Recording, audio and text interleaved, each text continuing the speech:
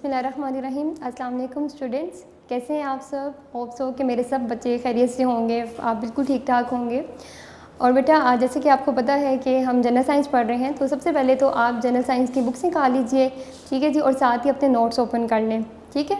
और आपके पास जो है ड्यूरिंग लेक्चर, जब आपने लेक्चर सुनना होता है ना, तो आपने क्या करना है कि आपने अपनी पेंसिल या कोई पेन अपने हाथ में पकड़ें, ताकि जो डेफिनेशन या कोई अंडरलाइन कुछ करवाना तो आप साथ इसे मार्क कर लें जी। तो आज हमारा बेटा जी लेक्चर नंबर 6 है, 7th class general science. Okay, as we know कि हम लोगों ने यूनिट 1 स्टार्ट किया हुआ है। Unit 1 is about the human organ systems, ठीक है जी। तो ह्यूमन ऑर्गन सिस्टम्स में हमने बेटे पहले 2 सिस्टम्स हमने डिस्कस कर लिए आपकी बुक में, ओके। और वो 2 सिस्टम्स हमने कौन से डिस्कस किए हैं? They are the digestive systems and the respiratory system. So before going to detail of the today's topic, मैं आपको थोड़ा सा जो है वो आपको प्रीवियस टॉपिक जो रेस्पिरेटरी सिस्टम हमने स्टार्ट किया हुआ था, उसमें हमने रेस्पिरेशन का पढ़ा कि रेस्पिरेशन क्या होती है। तो रेस्पिरेशन क्या था बेटा, हमने क्या डिस्कस किया था रेस्पिरेशन में? Respiration is basically the intake of oxygen and the release of carbon dioxide, यानी कि वो जो आप ब्रीथिंग करते हैं, जो आप सांस लेते हैं, और हर सांस में, हर इंटरवल में आप ऑक्सीजन गैस अंदर लेकर जा रहे हैं और कार्बन डाइऑक्साइड बाहर रिलीज़ कर रहे हैं, ठीक है जी। और ये जो ऑक्सीजन अंदर जाना है, ये कार्बन डाइऑक्साइड आप बाहर निकाल रहे हैं, इस पूरे प्रोसेस को हम रेस्पिरेशन कहते हैं। किस तरह से कि जब आपकी ऑक्सीजन सेल्स में मौजूद जो ग्लूकोज है वो ब्रेक करती है into carbon dioxide and the energy in the form of ATP, ठीक है बच्चे। तो ये हमने सिंपल रेस्पिरेशन और ब्रीथिंग के बारे में सारा डिस्कस कर लिया हुआ है, हमने उनका डिफरेंस भी पढ़ लिया हुआ है, हमने 2 उनकी टाइप्स भी डिस्कस की थी। टाइप्स कौन सी थी मैं वो भी आपको रिकॉल करवा देती हूँ। एक हमने पढ़ी थी एरोबिक रेस्पिरेशन और एक हमने डिस्कस किया था एनारोबिक रेस्पिरेशन। सो एरोबिक रेस्पिरेशन में हमने क्या डिस्कस किया था? The mode of respiration which occurs in the presence of oxygen, ठीक है, ऐसी रेस्पिरेशन जो कि ऑक्सीजन की प्रेजेंस में होती है। और एनारोबिक रेस्पिरेशन में हमने क्या डिस्कस किया था? The mode of respiration which occurs in the absence of oxygen, means के उसको टेक्स प्लेस होने के लिए ऑक्सीजन रिक्वायर्ड नहीं है, ठीक है जी। तो अब उसके बाद यहाँ तक हमने सारा डिस्कस कर लिया था, हमने डिफरेंस भी पढ़ लिया था। उसके बाद जो हमारा आज का टॉपिक है, जो हमने आज टॉपिक स्टार्ट किया हुआ है, वो है जी मैकेनिज़्म ऑफ रेस्पिरेशन। आपकी बुक में बेटा पेज नंबर 7 है, टॉपिक 1.5 है मैकेनिज़्म ऑफ रेस्पिरेशन जी। तो मैकेनिज्म ऑफ रेस्पिरेशन क्या होता है, यहाँ तक तो हमें क्लियर हो गया कि रेस्पिरेशन क्या है। डेफिनेशन ऑफ रेस्पिरेशन भी हमें समझ आ गई, हमने उसकी टाइप्स भी डिस्कस कर ली।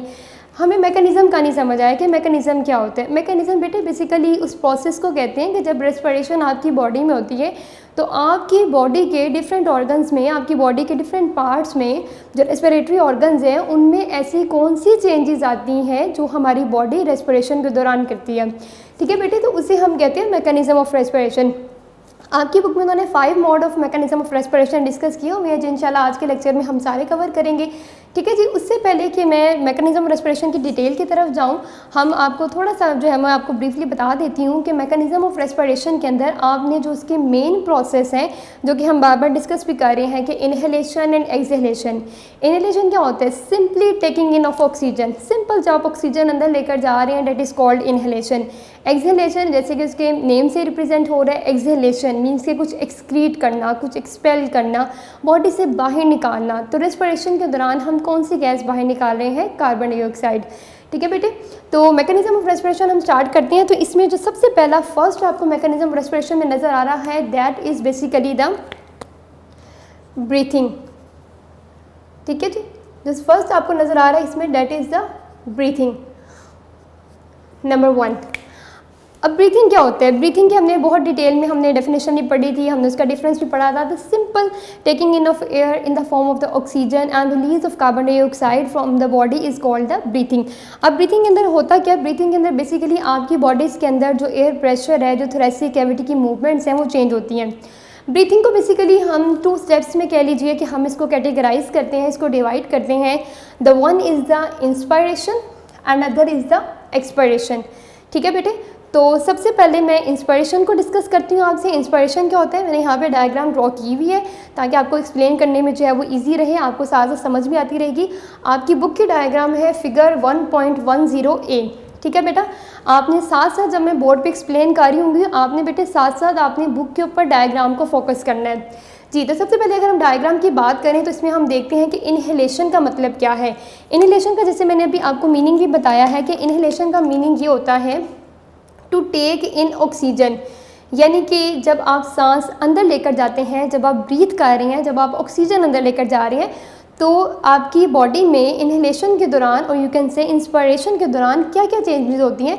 This one is a diaphragm, okay, this one is a right lung, left lung, ठीक है। मैंने आपको बताया भी था ना कि हमारी बॉडी में पेयर ऑफ लंग्स होते हैं, one is on the right side, other is on the left side, ठीक है जी।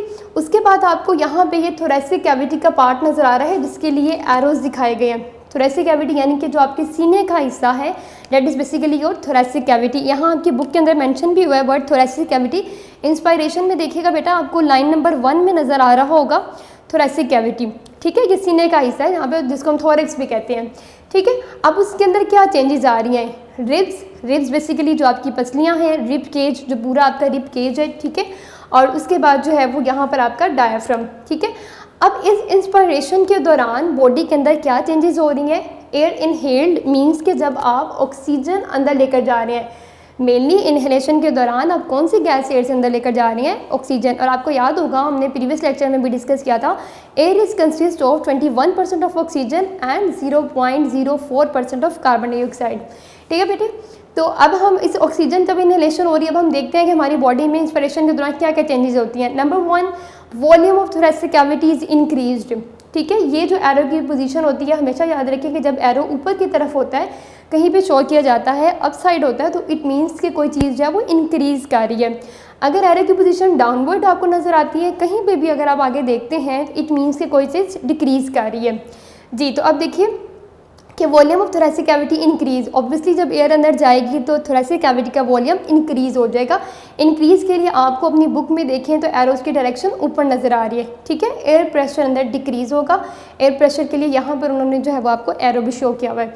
इसके बाद यहाँ पे 2 तरह के मसल्स हैं, इंटरकोस्टल मसल्स। इंटरकोस्टल मसल्स बच्चे क्या होती हैं इंटरकोस्टल मसल्स, ये छोटी सी डेफिनेशन आप ऐसा करें कि यहीं पर अंडरलाइन करें इंटरकोस्टल मसल्स, ठीक है। और मेरे साथ मैं आपको लिखवा रही हूँ डेफिनेशन, मार्क करें और यहीं पर आप डेफिनेशन लिख लीजिए। आपकी बुक में डेफिनेशन नहीं लिखी, लेकिन एक छोटी सी डेफिनेशन लिख लें ताकि जब आप नेक्स्ट टाइम इंटरकोस्टल मसल्स पढ़ें तो आपको याद हो कि इंटरकोस्टल मसल्स क्या होते हैं।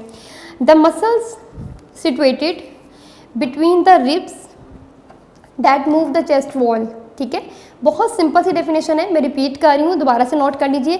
The muscle situated between the ribs that move the chest wall, यानी ऐसे मसल्स जो कि रिब्स के दरमियान में प्रेजेंट हैं, रिब्स के बिटवीन प्रेजेंट है और वो चेस्ट वॉल को मूव करवा रहे हैं।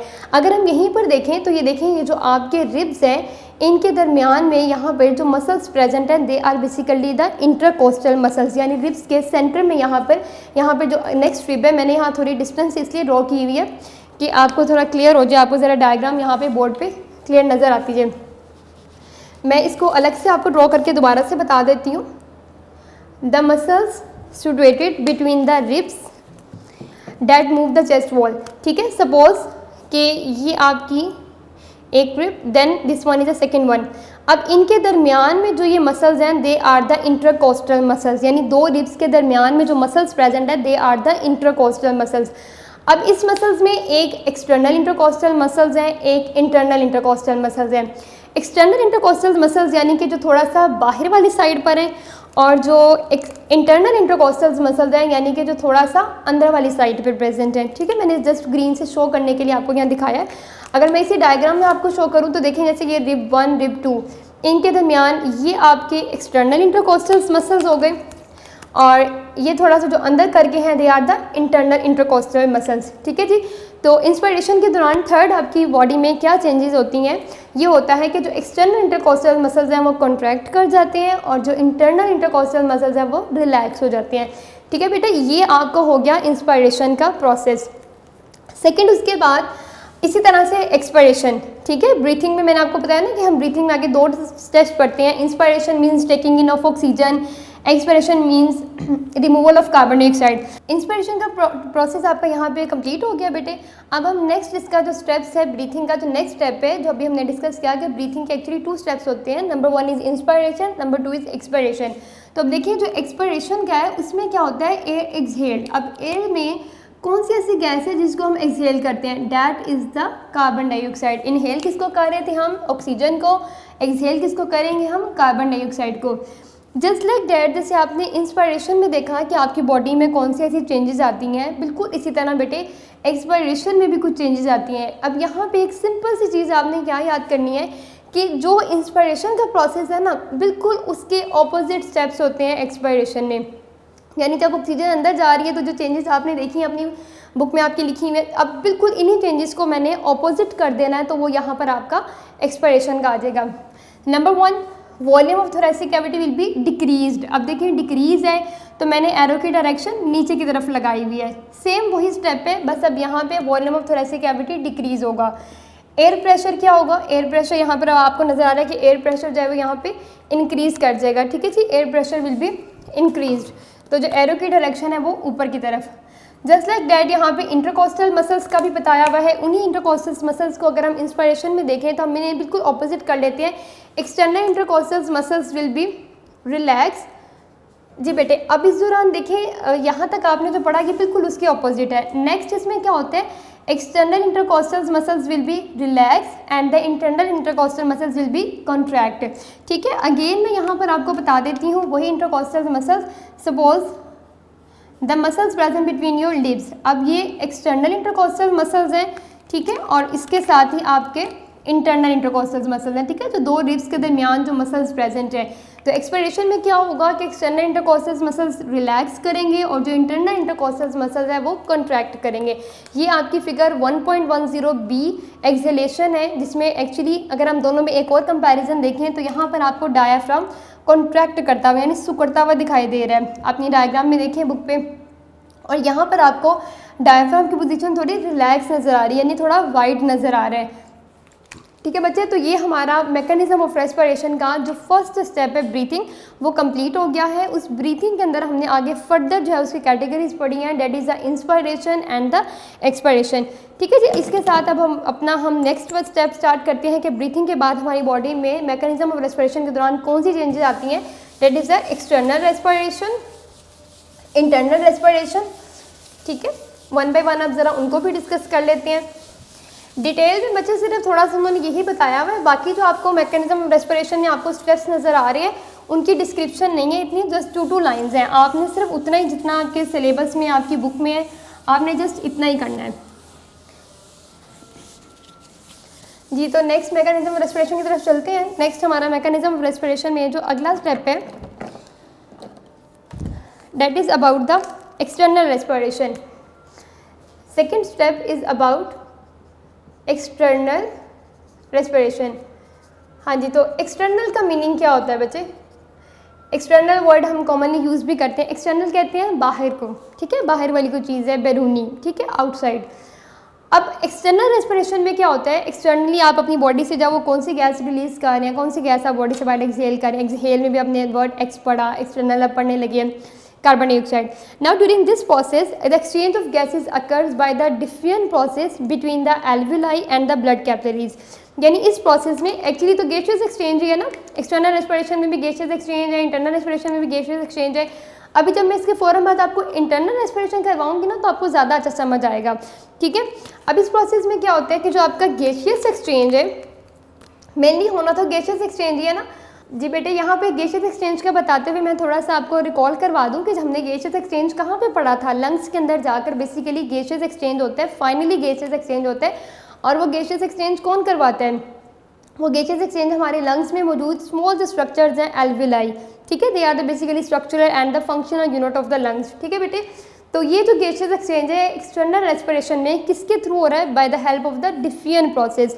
और किन के दरमियान हो रहा है? डिफियन प्रोसेस के थ्रू तो हो रहा है, किन के दरमियान हो रहा है? Alveoli, the same alveoli which we have already discussed in the respiratory tract. याद है ना आपको, हमने पढ़ा था एल्विलाई 1 सेल थिक होते हैं जो एक्चुअली गैसियस एक्सचेंज करवाते हैं लंग्स के अंदर finally between the alveoli and the blood capillaries. और ये भी आपको याद होगा, आई एम श्योर कि आपको यहाँ पे ये भी याद होगा कि जो आपकी एल्विलाई है they are all surrounded with the blood capillaries, के फाइनली वो जो ऑक्सीजन है उसको ब्लड के अंदर एब्जॉर्ब करवाना है। यही अब रेस्पिरेशन का पर्पज़ है ना कि जो ऑक्सीजन आप अंदर लेकर जा रहे हैं वो आपके ब्लड के अंदर जाकर बाइंड करे, आपके ब्लड में एब्जॉर्ब हो जाए। So that is about the external respiration. आपकी बुक में उसके फ़ौरन बाद transport of oxygen to tissue लिखी हुई है, मैं उसको ज़रा बाद में करवाती हूँ। उसके साथ ही मैं अभी एक्सटर्नल रेस्पिरेशन के साथ कंपैरिजन करते हुए आपको नंबर 3 जो उन्होंने बताया हुआ है that is the internal respiration, वो स्टार्ट करवा रही हूँ, ठीक है, ताकि साथ ही आपका कंपैरिजन भी हो जाए और आपको ज़रा ज़्यादा क्लैरिटी समझ आ जाए। इंटरनल, अब इंटरनल का मतलब क्या होता है? इनसाइड। एक्सटर्नल का मीनिंग क्या पड़ा था? आउटसाइड। अब इंटरनल रेस्पिरेशन में भी होना गैसेज एक्सचेंज ही है। गैसेज एक्सचेंज मीन्स क्या होगा कि ऑक्सीजन बॉडी के अंदर एब्जॉर्ब हो जाती है, कार्बन डाइऑक्साइड को बॉडी से बाहर रिलीज़ किया जाता है। अब जब आपकी बॉडी में इंटरनल रेस्पिरेशन में ऑक्सीजन ने एब्जॉर्ब होना है तो क्या होता है? During this process the gases exchange takes place in the tissues. वहाँ पे हमने एल्विलाई पढ़ा था।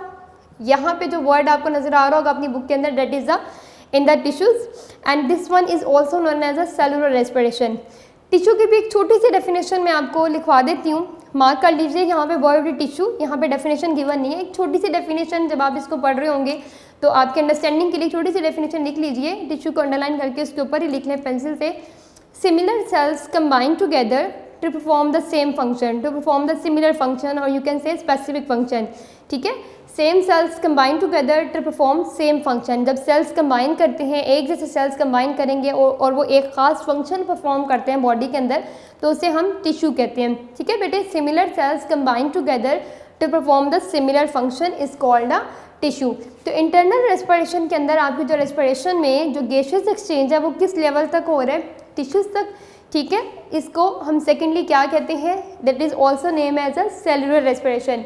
एक्सटर्नल रेस्पिरेशन में जो गैसेस एक्सचेंज है वो किसके दरमियान हो रहा है? Between the alveoli and the blood capillaries, ठीक है जी। अब इसके साथ हम नेक्स्ट वाला शुरू करते हैं, that is a transport of oxygen to the tissues, ठीक है। ट्रांसपोर्ट ऑफ ऑक्सीजन, और ये कौन सी ऑक्सीजन है? ये वही ऑक्सीजन है जो आपकी बॉडी इनहेलेशन के दौरान अंदर लेकर जा रही है। Transport of oxygen to the tissues जी। तो oxygen is transported in the blood in the form of the oxy haemoglobin. Now what is the oxy haemoglobin? The word consist of two words, that is oxy haemoglobin जी। Oxy is taken from the oxygen and the haemoglobin. अब haemoglobin क्या होता है बच्चे? Haemoglobin is the red pigment present in the blood. Basically आपको अपने blood का जो रेड कलर भी नज़र आता है ना, जो आप देखते हो ब्लड अपेरेंटली आपको रेड कलर में नज़र आता है, ये आयरन कंटेनिंग कंपाउंड होता है, ठीक है, प्रोटीन है एक haemoglobin, and it basically red in colour. तो इसी के रेड कलर की वजह से जो ब्लड का कलर है जो आपको अपेरेंटली नज़र आता है, that is also in the red. अब होता क्या है कि ये जो ऑक्सीजन आपके टिश्यूज़ तक जा रही है, इंटरनल रेस्पिरेशन में भी हमने पढ़ा ना कि अंदर टिश्यूज़ तक जा रही है, तो अब यही जो ऑक्सीजन है कि आपके ब्लड में मौजूद हीमोग्लोबिन से बाइंड करेगी and it will make a compound name as the oxy haemoglobin, और इस ऑक्सी हीमोग्लोबिन की फॉर्म में ये ब्लड तक ट्रांसपोर्ट की जाएगी, जो कि आपके इस मैकेनिज्म ऑफ रेस्पिरेशन का स्टेप का नेम है transport of oxygen to the tissues, ठीक है। अब इसके बिल्कुल नेक्स्ट आपको जो नेक्स्ट अगला नज़र आ रहा है number 5, that is the transport of carbon dioxide from tissues to lungs. यानी कि अभी हमने ऑक्सीजन की तो ट्रांसपोर्ट पढ़ी ना किस फॉर्म में हो रही है, इन the form of the oxy haemoglobin. Now the last step is the transport of carbon dioxide, transport of carbon dioxide from tissues into lungs, ठीक है जी। आपको लास्ट वाली उसमें पॉइंट में नज़र आ रहा है from tissues to the lungs. अब देखिए कार्बन डाइऑक्साइड है, जिस तरह से आपने ऑक्सीजन को देखा कि ऑक्सीजन ऑक्सी हीमोग्लोबिन की फॉर्म में ट्रांसपोर्ट हो रही है ब्लड में, जस्ट लाइक दैट ये जो कार्बन डाइऑक्साइड है जिसको बॉडी से बाहर रिलीज़ करना है, एक्सेलेशन के दौरान हमने बॉडी से बाहर निकालना है। Now the same carbon dioxide अब ये भी हीमोग्लोबिन के साथ बाइंड करेगी और एक कंपाउंड बनाएगी जिसका नाम है carbamino haemoglobin. Now this carbon dioxide will bind with the haemoglobin, और हीमोग्लोबिन के बारे में मैंने अभी आपको बताया कि ये ब्लड के अंदर रेड कलर का जो पिगमेंट आपको नज़र आता है apparently, that is a protein. Basically ये आयरन कंटेनिंग प्रोटीन है, रेड कलर में होती है, तो इसी वजह से ब्लड का कलर भी रेड नज़र आता है। Carbon dioxide will combine with the haemoglobin and form the carbamino haemoglobin. आपको आगे कंपाउंड का नाम बिल्कुल लास्ट में नज़र आ रहा होगा, कार्बामीनो हीमोग्लोबिन, ठीक है बच्चे, कार्बामीनो हीमोग्लोबिन। चूँकि इसमें कार्बन डाइऑक्साइड अटैच हो जाती है तो हम इसको कार्बामिनो हीमोग्लोबिन कहते हैं, और उसमें जो कि ऑक्सीजन के साथ बाइंडिंग हुई थी तो उसको हमने ऑक्सी हीमोग्लोबिन कहा था। अब ये इस फॉर्म में तो इसके साथ कंबाइन करती है तो कार्बामिनो हीमोग्लोबिन बनाती है। बॉडी में चूँकि कार्बन डाइऑक्साइड एक वेस्ट प्रोडक्ट है, वेस्ट प्रोडक्ट क्या होता है कि जिसको बॉडी से बाहर रिलीज़ करना है, जिसको बॉडी से बाहर ही निकालना है। अब इस वेस्ट प्रोडक्ट को बॉडी कैसे बाहर निकालती है, किन डिफरेंट मटेरियल्स की फॉर्म में बाहर रिलीज़ करती है, आपकी बुक में कुछ नेम्स मेंशन है, carbonic acid, bicarbonate ions and the carbamino haemoglobin. ठीक है जी, कार्बामिनो हीमोग्लोबिन को तो हमने डिटेल से डिस्कस भी कर लिया ना कि जब कार्बन डाइऑक्साइड हीमोग्लोबिन से बाइंड करती है तो वो कार्बामिनो हीमोग्लोबिन बनाती है। इन 3 फॉर्म्स में, इन 3 वेस्ट प्रोडक्ट्स की फॉर्म में बॉडी कार्बन डाइऑक्साइड को बाहर निकालती है। Number 1 bicarbonate ions, carbonic acid and the carbamino haemoglobin. जी, तो यहाँ तक आपका जो मैकेनिज्म ऑफ रेस्पिरेशन के 5 स्टेप्स हैं यहाँ तक वो आपके कंप्लीट हो गए हैं। नंबर 1 हमने ब्रीथिंग पढ़ा था, जिसको आगे हमने 2 कैटेगरीज में डिवाइड किया था, इंस्पायरेशन एंड एक्सपायरेशन। फिर उसके बाद हमने पढ़ा एक्सटर्नल रेस्पिरेशन के, जहाँ पे एक्सटर्नली जो गैसेस एक्सचेंज है वो किसके दरमियान हो रहा है, between the alveoli and the blood capillaries. Then हमने इंटरनल रेस्पिरेशन पढ़ा, that is also known as the cellular respiration, और इसमें गैसेस एक्सचेंज होता है बिटवीन योर टिश्यूज़। ठीक है, that's takes place in your tissues. उसके बाद हमने पढ़ा transport of oxygen to the tissues. तो ऑक्सीजन जो है वो टिश्यूज़ में किस फॉर्म में ट्रांसपोर्ट होती है, इन the form of the oxy haemoglobin, when the oxygen will combine with the haemoglobin and it form the oxy haemoglobin. Last में हमने ये पढ़ा कि जो कार्बन डाइऑक्साइड है जो कि बॉडी का एक वेस्ट प्रोडक्ट है, बॉडी उसको 3 डिफरेंट तरह के वेस्ट मटेरियल्स में, वैसे तो और भी बहुत से वेस्ट प्रोडक्ट्स होते हैं लेकिन आपकी बुक में 3 डिस्कस हुए हैं, carbonic acid, bicarbonate ions and carbamino haemoglobin. इनकी फॉर्म में बॉडी उसको ट्रांसपोर्ट करती है, इसको रिलीज़ करती है। जी, तो बेटे इसके साथ ही अब जो आपका ये टॉपिक है वो कंप्लीट हो गया। नेक्स्ट टॉपिक पेज नंबर 8 पे देखिएगा, disorders of respiratory system. That is very easy topic. जैसा कि आपको पता है कि हर सिस्टम को जब हम कंप्लीट कर लेते हैं तो हम उस सिस्टम की कुछ डिसऑर्डर्स भी पढ़ते हैं। डिसऑर्डर क्या होता है? डिसऑर्डर का मैंने आपको याद होगा कि जब मैंने डाइजेस्टिव सिस्टम पढ़ाया था तो मैंने वहाँ पे भी हम कुछ डिसऑर्डर्स आपको बताई थी ना, वहाँ पे भी हमने कुछ डिस्कस की थी डिसऑर्डर्स। और डिसऑर्डर वर्ड का मीनिंग मैंने वहाँ पे आपको बड़ी डिटेल में बताया था कि disorder mean out of order, यानी बॉडी के किसी एक पर्टिकुलर पार्ट का, किसी एक सिस्टम का आउट ऑफ ऑर्डर हो जाना, ख़राब हो जाना, उसका अपना प्रॉपर फंक्शन परफॉर्म ना कर पाना। ठीक है, जैसे आपको याद होगा कि जब हमने डाइजेस्टिव सिस्टम पढ़ा था तो वहाँ पे हमने उसकी कुछ डिसऑर्डर्स पढ़ी थी। वो कौन सी डिसऑर्डर थी वो हमने डिस्कस की थी, ulcer, diarrhoea and constipation. Just like that now today we are going to start the disorders of respiratory system. Why respiratory system बच्चे? क्योंकि आज हमने रेस्पिरेटरी सिस्टम कंप्लीट कर लिया। ठीक है, उसका हमने पूरा मैकेनिज्म ही पढ़ लिया। अब हमने उसकी कुछ डिसऑर्डर्स पढ़नी है। आपकी बुक में ऑल्दो कि बहुत से डिसऑर्डर्स हैं रेस्पिरेटरी सिस्टम के, लेकिन आपकी बुक में उन्होंने जस्ट 4 डिसऑर्डर्स डिस्कस किए हुए हैं। तो जी स्टार्ट करते हैं, let's start. Number 1 is the lung cancer. जी, first of all lung cancer. अब ये लंग कैंसर कैसे होती है? सबसे पहले लंग्स का तो आपको पता है, लंग्स मीन्स हमारे फेफड़े, and we have the pair of lungs, right lung and the left lung. Lung cancer basically किस तरह से होता है? ये कैंसर क्या होता है? Cancer is basically the uncontrolled division of cells, कि आपकी बॉडी में जो सेल्स हैं अगर वो अनकंट्रोलेबली डिवाइड करना शुरू हो जाए, बगैर किसी जो वो नंबर के कॉन्टीन्यूसली डिवाइड करते चले जा रहे हैं, ऑल्दो के सेल्स डिवाइड करते हैं, लेकिन अगर अनकंट्रोल डिवाइड कर रहे हैं, यानी कि कोई चेक एंड बैलेंस ही नहीं रहा और सेल मुसलसल डिवाइड करते जा रहे हैं, so uncontrolled division of the cells is always called the cancer. अब अगर ये लंग्स में प्रॉब्लम होगी तो ये क्या कोज करेंगे? Lung cancer. खुदा न खासा बॉडी के किसी और पार्ट को इन्फेक्ट करते हैं तो वहाँ पे उस पार्ट का भी कैंसर हो सकता है, जैसे कि इंटेस्टाइनल कैंसर है या कोई और कैंसर, लिवर कैंसर है, कोई भी और तरह का कैंसर भी आपने जैसे अक्सर सुना भी होगा। अब ये लंग कैंसर किस तरह से होता है? इसका जो सबसे एक मेजर कॉज है जो आपकी बुक में भी उन्होंने मेंशन किया हुआ है कि जब हम ब्रीथिंग करते हैं, जब हम सांस लेते हैं, तो चूँकि हमारी जो एयर है वो पोल्यूटेड एयर है। ठीक है, हमारी एयर इतनी क्लीन नहीं है, कोई इतनी फिल्टर वाली एयर नहीं है कि हमारी बिल्कुल साफ़ सुथरी एयर नहीं जो हम अंदर लेकर जा रहे हैं। ऑब्वियसली ये कंटामिनेटेड है, पोल्यूटेड एयर है। तो जब आप इनहेल करते हैं तो इस इनहेलेशन के दौरान आप अपनी बॉडी के अंदर जो है वो स्मोक, ठीक है, और बहुत से ऐसे पोल्यूटेंट्स जो हैं वो हमारी बॉडी में इनहेलेशन के दौरान एंटर हो जाते हैं, जो कि हमारी जो ब्रोंकियल ट्यूब है, आपको याद होगा हमने ब्रोंकाई के बारे में पढ़ा था, जो हमारी ब्रोंकियल ट्यूब को और लंग्स को इन्फेक्ट करते हैं, उन्हें डैमेज करते हैं। ठीक है, और स्मोकिंग में अगर हम देखें तो जो लोग स्मोकिंग करते हैं, तो डू यू नो कि जो सिगरेट स्मोक होता है that basically contain the 50 type of the carcinogenic agents. वो 50 मोर देन 50 इस तरह के उसमें एजेंट्स होते हैं जो कि कैंसर कोज करते हैं।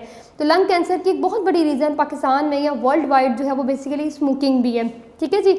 सो in lung cancer the cells start to divide rapidly uncontrol and it will cause a lung cancer and it will, जब ये अनकंट्रोल डिवीजन होगी तो ये ब्रोंकाई को ब्लॉक कर देगी। ऑब्वियसली देखिए ना, अगर किसी जगह के ऊपर इतने सेल्स अनकंट्रोल डिवाइड करते चले जा रहे हैं तो जो आपकी ब्रोंकाई ट्यूब थी, आपको याद है हमने पढ़ा था कि जब आपके ट्रकिया है वो आगे किस में डिवाइड होता है, इनटू द ब्रोंकल्स, ठीक है। और वो ब्रोंकल्स आगे जाकर किस में डिवाइड होते हैं, further the smaller tube the smaller branches called the bronchioles, ठीक है। तो वो उसको जो ब्रोंकाई उसका पैसेज है उसको ब्लॉक कर देगी। और जाहिर सी बात है अगर वो ब्लॉक ही हो जाएगा, पैसेज ब्लॉक हो जाएगा तो क्या होगा, ब्रीथिंग डिफ़िकल्टी, सांस ही प्रॉपर्ली नहीं आ पाएगा। और अगर ब्रीथिंग डिफ़िकल्टी होगी, अगर किसी इंसान को सांस ही नहीं आ रहा तो वो कैसे ज़िंदा रहेगा। ऑब्वियसली कि उस केस में इतना सीवियर हो जाता है कि उस इंसान की डेथ हो सकती है, ठीक है जी। उसके बाद हम सेकेंड की तरफ आते हैं। लंग कैंसर के बाद जो आपकी सेकेंड डिसऑर्डर आपकी बुक में डिस्कस है that is about the bronchitis जी। तो ब्रोंकाइटिस आपको इसके नेम से भी याद आ रहा होगा, हमने ब्रोंकाई पढ़े थे जी। ब्रोंकाई क्या थे, जब ट्रेकिया डिवाइड करता है, जब दोनों साइड्स के लंग्स में एंटर होता है तो ट्रेकिया जो है वो डिवाइड किस में कर जाता है, इनटू द ब्रोंकस सिंगुलर, और प्लूरल इसका क्या था, ब्रोंकाई। तो अब अगर ये ब्रोंकाई इन्फेक्ट हो जाए, inflammation of the bronchi is called the bronchitis. आपकी बुक में वर्ड इन्फ्लेमेशन लिखा भी हुआ है बिल्कुल स्टार्ट में, bronchi. The inflammation of the bronchi is called the bronchitis, ठीक है। ये एक बैक्टीरियल डिजीज़ होती है, बैक्टीरिया भी ये डिजीज़ कॉज कर सकता है। और इस डिजीज़ में प्रॉब्लम क्या होती है कि पेशेंट के जो लंग की कैपेसिटी होती है, जो वो ऑक्सीजन एब्जॉर्ब करता है, वो कैपेसिटी उसकी रिड्यूस हो जाती है, वो कैपेसिटी उसकी कम हो जाती है, क्योंकि उसकी जो ब्रोंकाई है उसमें इन्फेक्शन हो जाती है। नंबर 3 जो है उसके ऊपर जो डिस्कस हुआ है that is a pneumonia. Pneumonia आपने कॉमनली सुना भी होगा, खुदा न खास्ता हमें से किसी न किसी को लाइफ के किसी स्टेज के ऊपर निमोनिया हो भी जाता है। निमोनिया आप किसकी इन्फ्लेमेशन है, pneumonia is the inflammation of the alveoli, ठीक है जी। अब ये जैसे इन्फ्लेमेशन ऑफ ब्रोंकाई था, इस तरह से ये इन्फ्लेमेशन ऑफ एल्विलाई है एंड द एल्विलर सैक्स। अब इसमें क्या होता है कि एल्विलाई या एल्विलर सैक्स जो होती हैं वो फ्लूइड से या डेड वाइट ब्लड सेल से एक्यूमुलेट हो जाती हैं, उससे बढ़ जाती हैं, और इसकी वजह से जो है वो पेशेंट की रिड्यूस हो जाती है एबिलिटी कि वो ऑक्सीजन एब्जॉर्ब कर सके या गैसेस एक्सचेंज कर सके। तो इस वजह से जो है वो ये निमोनिया भी जो है ये एक प्रॉब्लमेटिक डिजीज़ है। निमोनिया के लिए यहाँ पे साइड बॉक्स में उन्होंने मेंशन भी किया हुआ है कि pneumonia is cause by the pneumococcus bacteria. ये बैक्टीरिया का नाम भी मेंशन आपकी बुक में कि कौन सा बैक्टीरिया निमोनिया कॉज कर रहा है, that is a pneumococcus bacteria. और इसके साथ साथ कुछ बैक्टीरिया के साथ कुछ वायरसेस भी जो हैं जो निमोनिया कॉज करते हैं। लास्ट वन तो बेटे बहुत इजी है, ये हम में से लाइफ की किसी न किसी स्टेज पे, बल्कि ऑलमोस्ट हम सबको ही ये प्रॉब्लम हो जाती है, influenza, that is commonly name as the flu. A very common viral और the you can say the bacteria infection in the upper respiratory tract. और इसमें कुछ सिम्टम्स होती हैं कि जैसे फीवर हो जाना, हेडेक है, मस्कुलर एक है, सर में दर्द होना या जिस्म में दर्द होना, बुखार बहुत ज़्यादा हो जाना, टेम्परेचर टिल 101 फ़ारेनहाइट तक, ठीक है जी। तो that is a common viral disease of the respiratory tract, ठीक है बच्चे। तो यहाँ तक आपका जो आज का टॉपिक है वो कंप्लीट हो गया है, और इसके साथ डायरी वर्क जो है आपका वो भी नोट कर लीजिए। जैसे कि मैं हमेशा आपको अपने लेसन में बताती हूँ, अपने लेक्चर में बताती हूँ कि बच्चे जो डायरी आपको दी जाती है ना बेटा, वो साथ के साथ याद किया करें, ठीक है। आज के टॉपिक से रिलेटेड जो आपके MCQs हैं डेट इज़ MCQ नंबर 12, और इसके अलावा जो शॉर्ट क्वेश्चन है that is the short question number 4, ठीक है। सिर्फ इतनी सी डायरी आज के टॉपिक के साथ है, आपके MCQ नंबर 12 है और साथ में शॉर्ट क्वेश्चन नंबर 4 है आपका, ठीक है जी। आज का छोटा सा एक मैसेज आपके लिए बेटे कि आप जो एक चूँकि आजकल थोड़ा सा स्ट्रेस का एनवायरनमेंट है, तो उसके हवाले से एक छोटा सा मैसेज आपके लिए कि खुश रहें और खुशियाँ बांटें, आसानियाँ पैदा करें, दूसरों के लिए भी आसानियाँ पैदा करें। तो जब आप दूसरों के लिए आसानियाँ पैदा करते हैं ना, तो अल्लाह ताला आपके मामलात में खुद ब खुद आसानियाँ कर देते हैं, ठीक है बच्चे। अपना बहुत सा ख्याल रखें, अपनी दुआओं में वतन अजीज़ को ज़रूर याद रखें, तमाम उम्मत के लिए दुआ करें कि अल्लाह ताला जल्द इस वबा से, इस परेशानी से हम सबको जो है वो निजात दिलाएँ। अपना, अपने प्यारों को, अपने पेरेंट्स का, सबका बहुत सा ख्याल रखें। ओके, अल्लाह हाफिज़।